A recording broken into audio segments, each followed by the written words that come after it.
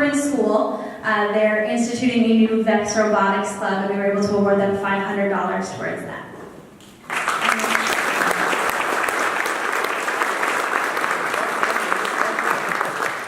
This will allow their students to learn how to program and code and have that hands-on experience with science.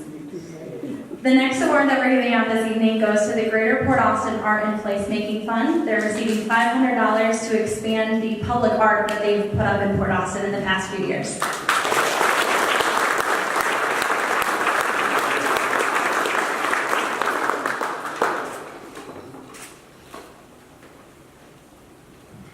The next project that we're able to fund this evening is the Senior Free Produce Project.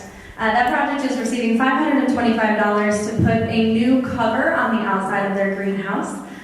So this project, the seniors come out and they're able to pick the produce for no cost. Additional seniors pick produce and take it to the senior center, so those who aren't able to come out and pick it themselves can still take part in that. So thank you, Steve, for the work that you did this year.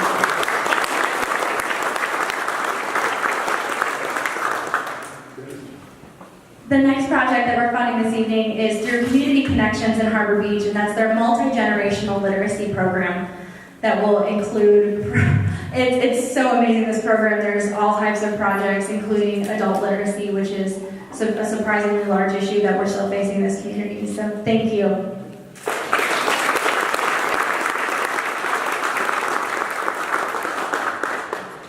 The next project, receiving just over $1,000 this evening, goes to EPBP Laker Schools. It's the Girl Powered STEM and Robot Roundup 2 program. They'll be doing an evening with a female engineer and having girls learn how to do hands-on activities with robotics, as well as hosting the county-wide Robot Roundup that allows all of our students to show off their hard work. So thank you, guys.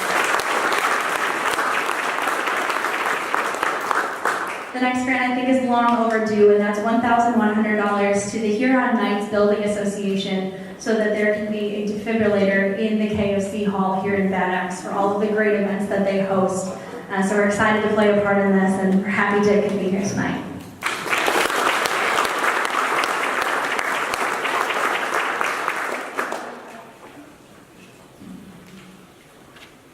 The next grant is $2,000, and it goes to the Harbor Beach softball team.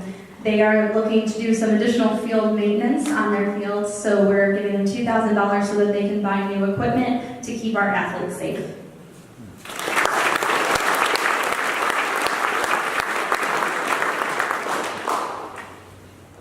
The next is the Ugly Little League, and they are also seeking money for the same thing. They're getting $2,000 so that they can purchase the vehicle needed to update their fields and do the improvements necessary. So thank you for being here.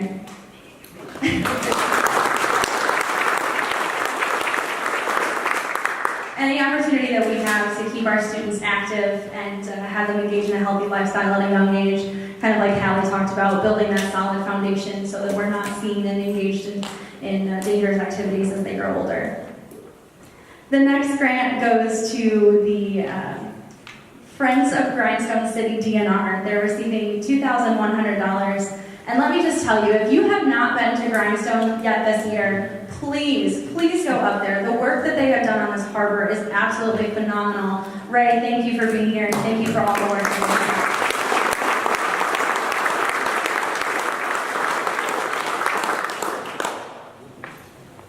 The next grant is $2,135, and it goes to the Junior Priscilla's Club of Port Austin so that they can build a fit park that will be open and accessible to all right in Veterans Park in Port Austin. So the ladies can come up.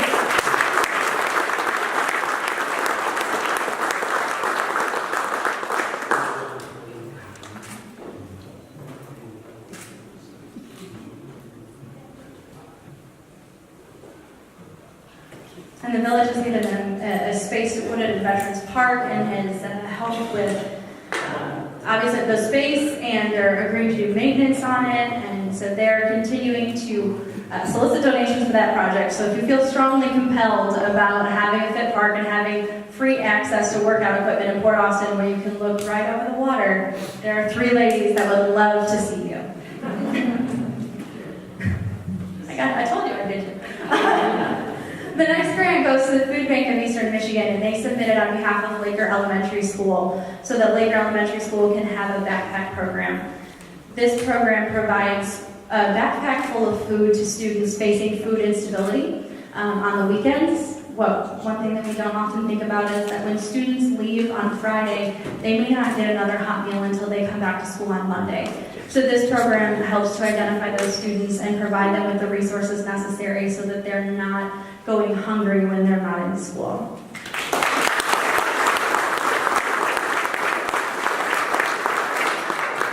And the final project of this evening, and also our largest grant this year, is $2,500 that's going to the Harbor Beach Lighthouse Preservation Society.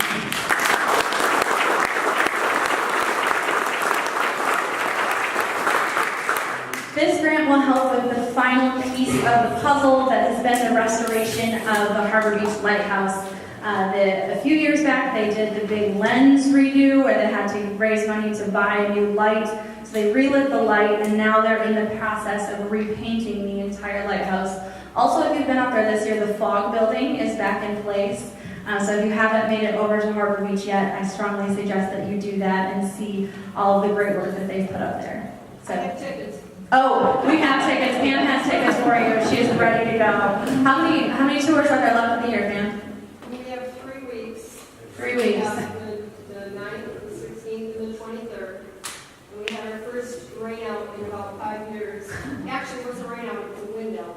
Last Saturday, we had over 50 people made to cancel all that. So you have 3 weeks left this year to get back to see that fog building and see how the lighthouse has been restored. Thank you, Chris. So if anyone was tabulating that up, that was well over our $17,000 for this year. So please give another round of applause to all of them.